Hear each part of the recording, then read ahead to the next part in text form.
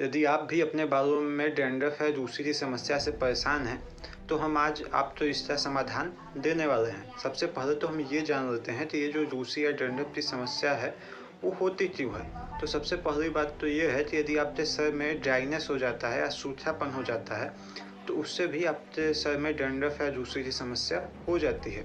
और दूसरी चीज़ ये है कि जब कभी फंगल इन्फेक्शन हो जाता है, तो उससे भी आपके सर में रूसी की समस्या या डैंड्रफ की समस्या हो जाती है। और हम क्या कहते हैं कि बहुत सारे तरह तरह से जो शैम्पूज होते हैं, उसका इस्तेमाल करते रहते हैं और उसमें बहुत ही खतरनाक जो केमिकल्स हैं उसका यूज होता है, जिससे हमारे सर पे भी उसका इन्फेक्शन हो जाता है और वहाँ से भी हमें रूसी या फिर डैंड्रफ की समस्या हो जाती है।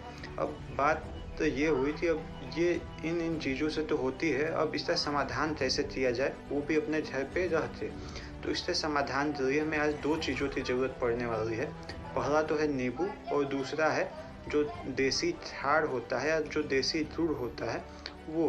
तो आप क्या करें, आप 2 से 3 चम्मच आप नींबू का रस ले लीजिए और उसमें जो खार होता है या फिर जो देसी गुड़ होता है उसे आप थोड़ा सा पिघला के उसे भी आप उतने ही समान मात्रा में 2 से 3 चम्मच ले लीजिए। दोनों को लेने के बाद उन दोनों को आपस में अच्छे से मिक्स कर दीजिए और मिक्स करने के बाद आप उसे अपने सर में अच्छे से मालिश कर लीजिए कि वो आपके जो जड़ है, बालों की जो जड़ है, वहाँ तक वो अच्छे से पहुँच जाए। और जब वो अच्छे से मालिश हो जाए तो आप उसे वैसे ही 4 से 5 घंटे आप वैसे ही छोड़ दीजिए। और आप ये विधि आप 1 सप्ताह में 2 से 3 बार आजमा सकते हैं। और मेरा दावा है कि यदि आप ये विधि आजमाते हैं तो आपको बहुत ही जल्द इसका रिजल्ट मिलेगा।